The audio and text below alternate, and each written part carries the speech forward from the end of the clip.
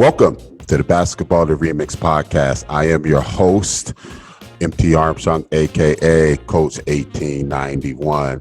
And with the Basketball the Remix podcast, you know, we're all about the innovation of basketball as well as innovations to sports. And with the recent pandemic, what we've seen from a lot of small businesses is the beauty of the American entrepreneurial spirit and coming up with creative solutions to be able to get society back to work and back to play. Today, I have the opportunity to speak with Sam Jafri of OZs Digital Consulting.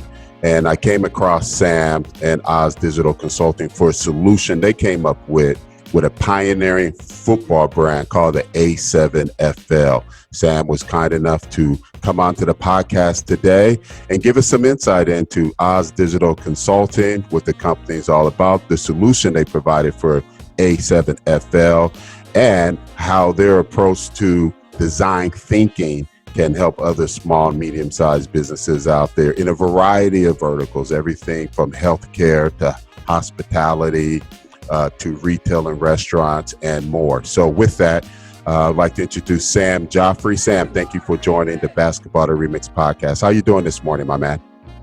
Doing great, Mark. Thanks for having me, man. Appreciate it. Oh, man, I appreciate you coming on the show. I saw you and a colleague of yours did a podcast yesterday. Was it yesterday or the day before? We did a podcast yesterday, so right back at it the next day. So not a problem. I enjoy it. You know, it was a really fun experience. And that colleague of mine is actually my father, Mark. So he's the CEO and founder of our company, actually. Oh, even better. So this is going to be a good conversation. So with that, Sam, tell us a little bit about yourself. I mean, what's your general background, you know, education, where you was born? Let's get that kind of 60-second overview. South Florida native, born and raised, love living down here, you know, beautiful sunny weather, a little rainy right now, summer season. But I grew up, you know, my father was always around technology. He founded the company a few years after my birth. And, you know, I was always around that business environment. And I used to see him grind day in, day out. He's working weekends, late nights. You know, I don't see him all the time, but, you know, I understood what he was doing for our family. So it put that, you know, work ethic in me. Outside of the business realm, you know, I'm actually a huge basketball advocate. I had a basketball put in my hand since I was 4 years old. I played I played, you know, middle school, high school, AAU, and then, you know, I could have played D2, D3 college, but that wasn't for me. I thought, let me focus on my career path, which was technology, obviously. That's what I got a degree in, was MIS from Florida Atlantic University. You know, I graduated and I knew it was time to go out and find my, you know, first job. And I went to my dad and I said, look, you know, Dad, I know you got this, you know, great company doing exactly what I would probably want to be doing, but, you know, I may want to go venture out on my own first and work for someone else. And he said, you know, that's great, because I would definitely not hire you. You're not qualified. So we established that on the same page right away. So I went and worked for a different software company for a few years. I did really well in the sales department over there, and there it came to a point where I was like, okay, you know, I can't really grow anymore at this organization. It's time for me to branch off on my own. Let me start putting in some, you know, applications elsewhere. And you know, my father obviously was aware of this and whatnot, and he's actually never been the type of person to, you know, have a family business, let's say. He always wants to keep everything separate. You know, no one gets any extra benefits or whatnot. He always told me and my brother growing up, you know, I'm never going to hand anything to you. You know, I know plenty of people, but I'm never going to lock down a job for you. You got to go get that on your own. So he came to a point where he thought I could actually be an asset to his company and help them grow. So he brought me on board. I've been there for about 3 years now. Love it. It's great. So that's a little bit about my background. I'm a huge basketball and car junkie. That's awesome. What a story. I like your dad already. I like your dad already. And I have sons, and that's been my mindset as well. One of them is a really good basketball player, and nothing's given. So a follow-up question. How was that moment? How was that moment when you realized you let's say, earned your father's respect and admiration for the work you've done to develop yourself to the point that he saw you as an asset, and he didn't hand you an opportunity, you earned an opportunity, and he communicated that to you. How was that moment for you? And was it one of those teary-eyed moments, father-son teary-eyed moments? Or walk me, I want to see that. Walk me through that. Definitely no teary-eyed moment, but it was definitely a point of satisfaction for me that, hey, I've achieved something great in my dad's eyes, and I've made him proud and proven my worth, that, everything that he instilled to me growing up, I was able to accomplish and make him feel like, all right, I did the right things for my son, and now I can bring him on board and help him grow even more, and help me grow as my company, scales too. So it was definitely a great moment for everyone all around. A little awkward the first few days of work, I will say that for sure. Our business has about 300 people globally, so we do have a couple offices outside of North America, one in Argentina, one in Asia. Headquarters are here in Fort Lauderdale, but I want to say probably half the company didn't know that he was my father until a year in. So it's pretty funny. Definitely not the out of Florida people did not know. So I didn't get any special treatment. He didn't treat me like I was his son. It was never dad at work, that's for sure. Never said dad once. And he's not even my direct boss. So I report to a few other people. So it's very separated. And we know the fine balance between work and personal. So it's been good. And that's huge, because as a coach who has coached my son before, that's the relationship we established outside from the beginning. He's never called me dad in a practice session. And that's huge. I think that communicates so much to the rest of the team, in your case, the rest of the organization, of the just the mindset of the leadership and the equal opportunity for everybody to achieve if they're willing to do the hard work. So that's awesome. So you can even give me better insight into this. I'm always curious about what's the why for an individual, what's the why for a company, and how that translates into how they move. And so in this case, my question is OZs Vision. What I like about it is this whole idea of creating these magical experiences for your clients and being disruptive and innovative. Basketball to Remix is a disruptive, innovative, better basketball game. So I gravitate to companies that have that type of energy. How does the OZs Vision statement translate into the way your company culture and the way you guys attack challenges?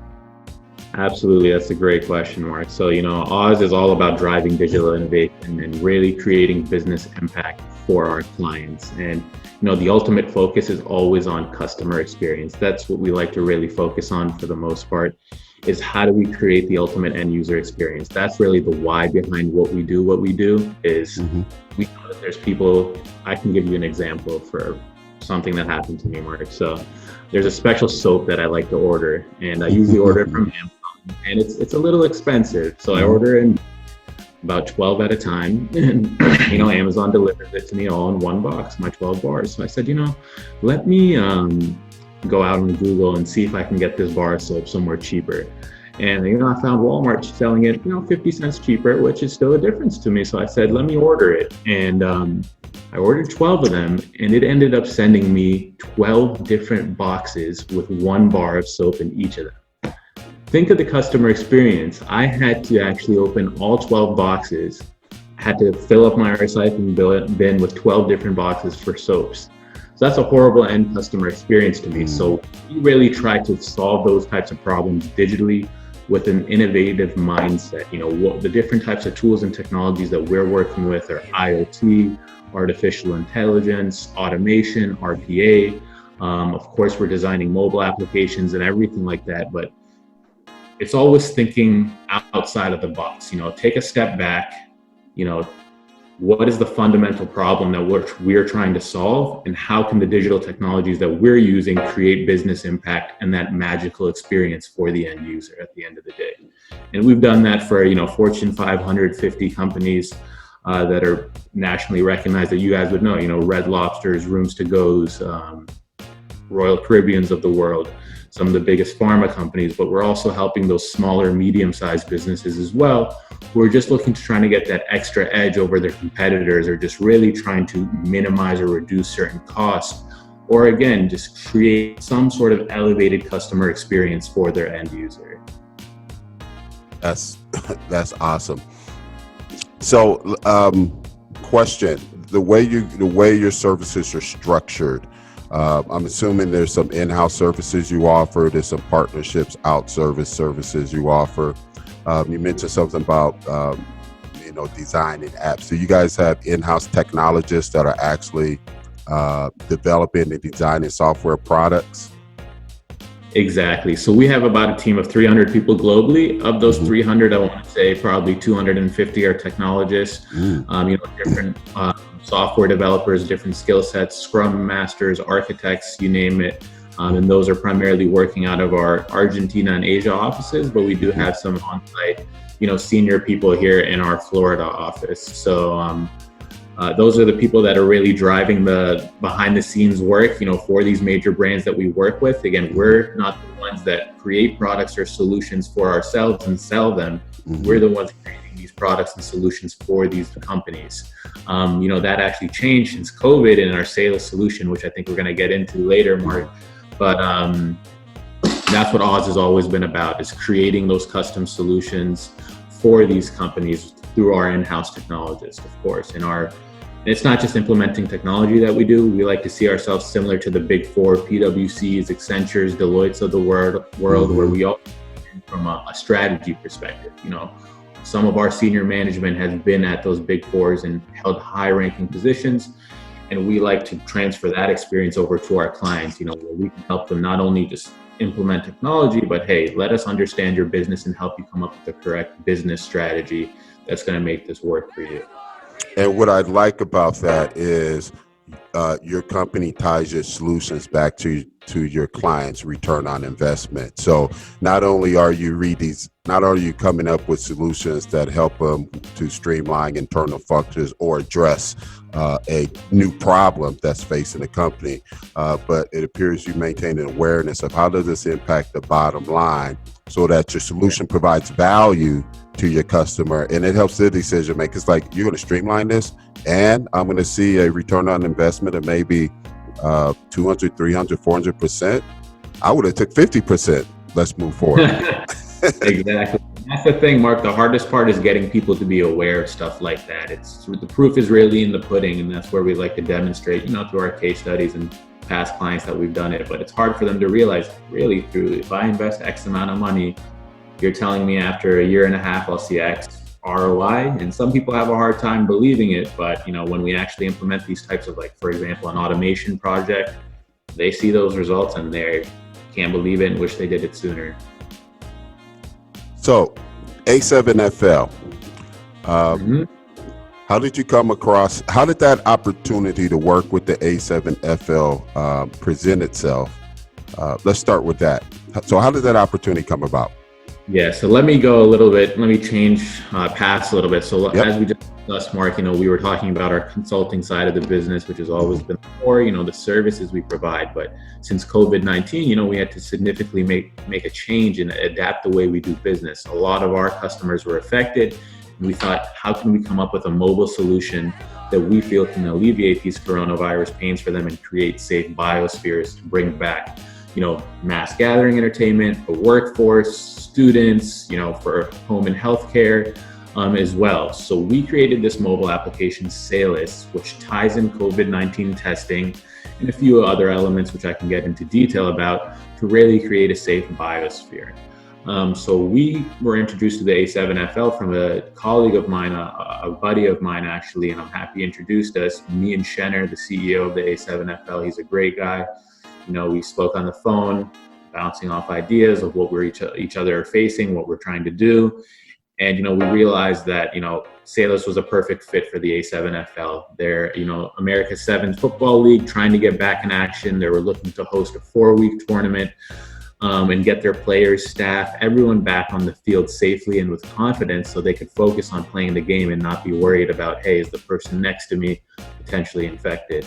And, you have a family, that everyone has a family to go back home to. So you got to be really mindful and careful of these things. So, with our conversations with the A7FL team, they really love the solution, how it incorporates that COVID-19 testing. We also, through our medical advisory and panel, came up with their guideline and testing protocols that they want to follow. That's okay. Yeah, so we came up with that for them. So it started with a PCR test, went into antibody testing on the day of game days. So I can explain the protocol more in detail if you wanted to hear that. But we basically designed that for them. And each weekend, players are getting their test results via the app. And then if you're negative, hopefully, which is the case, you have a green QR code on your mobile application, which grants you access into that safe biosphere. And everyone now has that confidence that, hey, everyone in this biosphere is tested negative for COVID, and we should all be good to go. So go ahead, Mike. So when you say biosphere, for the listeners, the word that's been used in the sports space is a bubble. So with two examples that I'm sure many of my audiences are familiar with is one, the basketball tournament did a bubble. You have the NBA doing the bubble, WNBA is doing a bubble, and major MLS is doing a bubble. But all of these bubbles are stationary bubbles where they have that strong testing coming into the bubble, and then participants are staying in the bubble for the duration of the competition. What you're talking about is a mobile bubble, if you would, that is a pop-up bubble, and you're able to create a safe environment for all the participants within the bubble. With that, now walk us through the step-by-step solution that you shared with me that I thought was outstanding, that starts with the pre-testing a week before the players even show up. Absolutely. I can go through that process with you, Mark. And again, it's how you mentioned it. It's a mobile biosphere. It's technically a biosphere that you are creating yourself. You don't need a $150 million bubble like the NBA to set up a biosphere like they have. So that's what we're basically trying to prove. So for the A7FL, how it basically worked is we wanted to start a baseline for all the players, check for that active coronavirus. So we started with a PCR test that was shipped. So basically let me start from the beginning. Every player downloaded the app from the App Store. As you can see there's 4 different parts of Salus, depending on which user you are, whether you're person testing, whether you're the player, an admin looking at all the results. So in this case, it would be the Salus employee for the players. They download the app, they fill in their name, and they simply take a selfie for facial recognition. And at that point, they get a few options that come up. It shows them that, hey, you're logged in as an A7FL user, and you have a few different testing options that are going to be coming up in your protocol. The first one is going to be a PCR test. Step 1, PCR tests they're going to see from a drop-down, which gets shipped to them via FedEx. They receive that 1 week prior to game day. They simply just spit in the test, fill it up to the certain line, and then they ship it back FedEx before 5 p.m. for 24 to 48 hour result turnaround time, which is really great. We have a great lab and medical network that we're working with to help close this full circle solution. So all the players by Sunday were notified if they had active COVID or not via the app. Once that result came in, the testers from the lab side, based off the QR code matching it, would be able to send the results back to the respective people in their mobile application, and they would see either green for, hey, you have tested negative, you can now move on to the next step, or B, you have tested, positive, which you would get a red screen, and it would say, unfortunately, you tested positive. You need to follow CDC guidelines, protocols, XYZ, whatever it may be. So for the people that are good to go to move on to the next step, we'll fast forward 1 week later, it's game day. You show up to the venue, and what's going to happen is through your mobile application, you're going to be alerted to go for testing on site on the day of whatever that designated location is that it's telling you in your mobile app. So you show up there, and then we have the testers, or whoever the organization is has the testers on their end who have the test app, and it's simply through IoT technology and geolocation, the person that's 5 feet in front of me, it automatically pulls up in my iPad as the tester that, hey, Mark is the individual in front of me who I need to conduct the test for. So I see, yes, it is Mark who I'm conducting the test for through the facial recognition picture. And real quick, is that a security measure as well?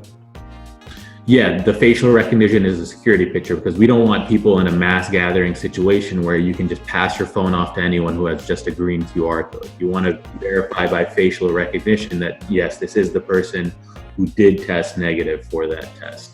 And in addition to that, the GPS, is that connected to the tester's app? So it's like Uber, you see me coming up to you, or also you have the facial recognition and you have the GPS location of the app, then those two should line up. Exactly. That's tight right there. That's very tight. It's really cool, and it's really cool. So it worked flawlessly for sure. So I now know Mark is in front of me. I take his rapid antibody test, which is simply a finger prick, and I see, okay, Mark is clear. He's good to go. He tested negative for both the antibodies. So now we know for sure, he originally passed the live virus test, which is the PCR test. Fast forward a week later, he passed the antibody test, which means he should be good to go. No signs of active coronavirus. So now you have a green QR code again, which grants you safe access to that biosphere. You go up to whoever's scanning it, show your QR code, you're good to go. So every single person in that venue should now be in that same category as you. So that's it. That's how the test works. It's so simple and easy. From the end user perspective, all you're really doing is putting your name in, taking a picture, and scanning a QR code. That's it. So week one, I go through that process. I'm still in the tournament, the biosphere, and for all practical purposes, if you would, is shut down that Sunday. What's taking place for the athlete who's scheduled to come back the following weekend? How have you guys managed that process? So for week 2, 3, and 4, which is week 4 is this weekend, we've continued the same protocol of doing the antibody testing because we have that 7-day gap, which would let us know in the contagion period whether that person should have the active virus or not through that antibody test.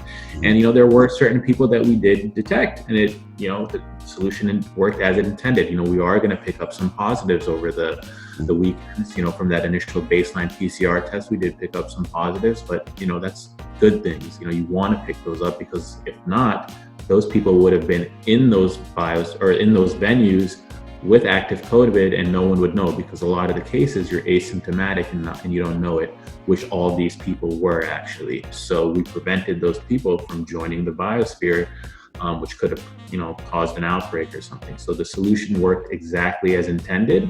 Championship weekend is this weekend for A7FL. Shout out to Shenner and his squad. Shout out Shenner. Yep, he's the man. Definitely got to tune into that. So that's the last weekend for them this tournament, and they'll be using Salus again for that. And they've loved the solution. You can ask him yourself. Mark, I'm sure he's going to say nothing but great things. They're loving it.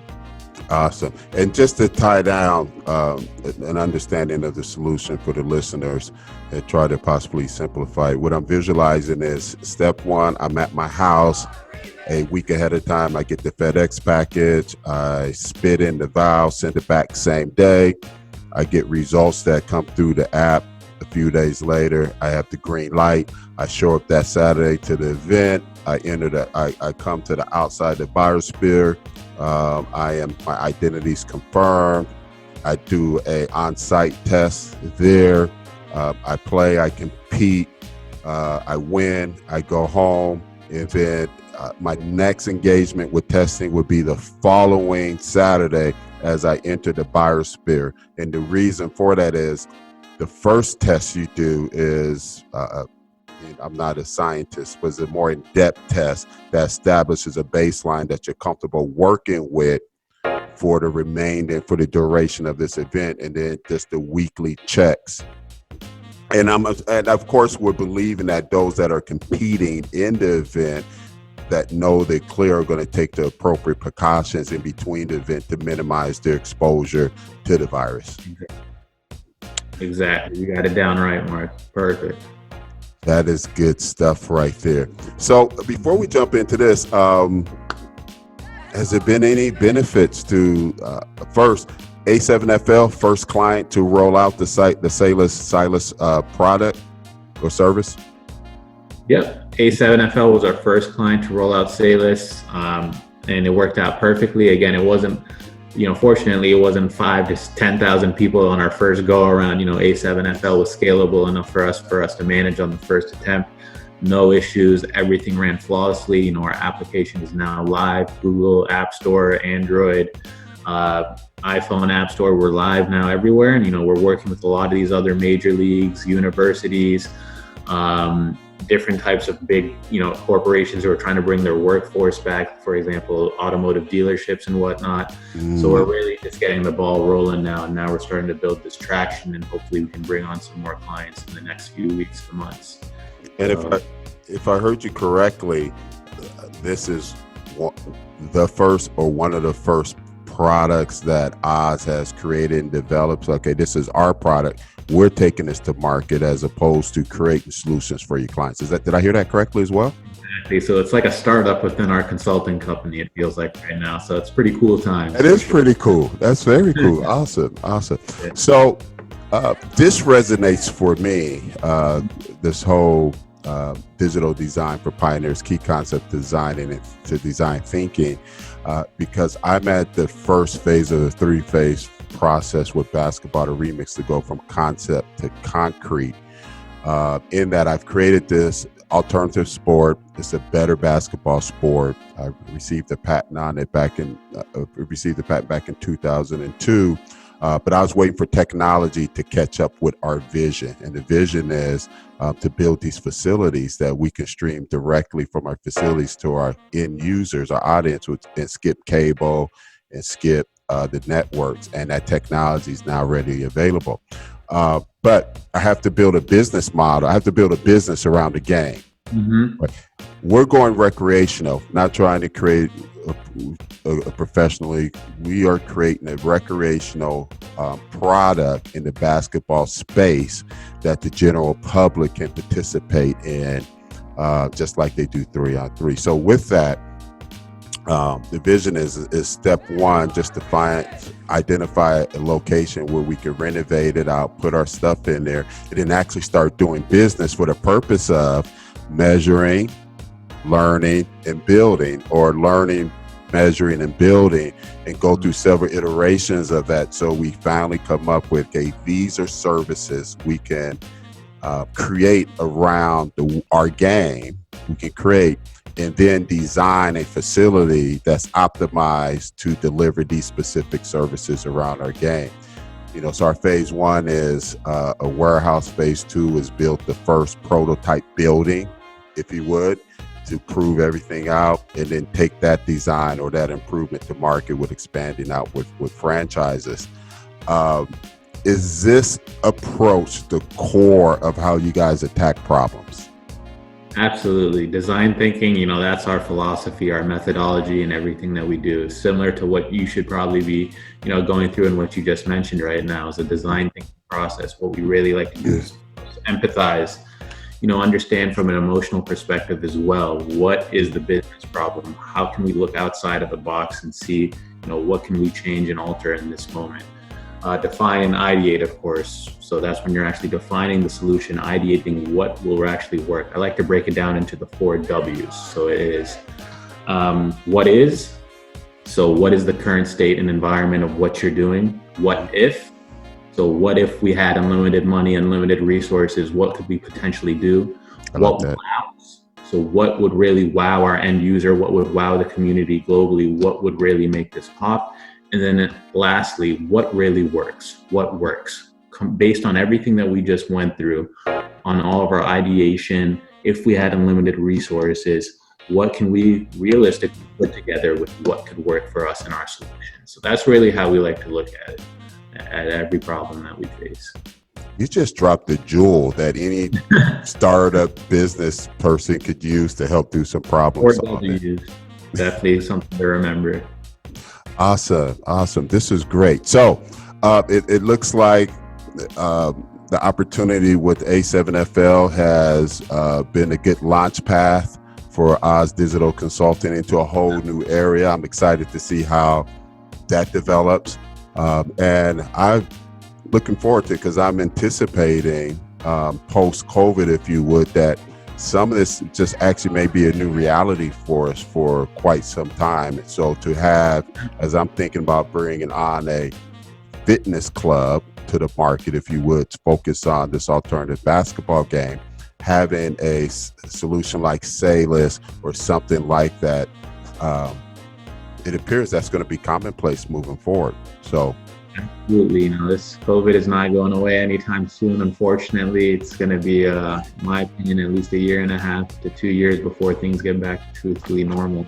So, solutions like this are going to be needed. And, SARS, MARS, all that, COVID, this is all in the past 18 years. So we can anticipate this potentially happening again. So it's better to have a solution in your back pocket in case something does happen again in the future. So, we do see a future long-term use for Salus as well, hopefully. So let's see. We got to keep the ball rolling now.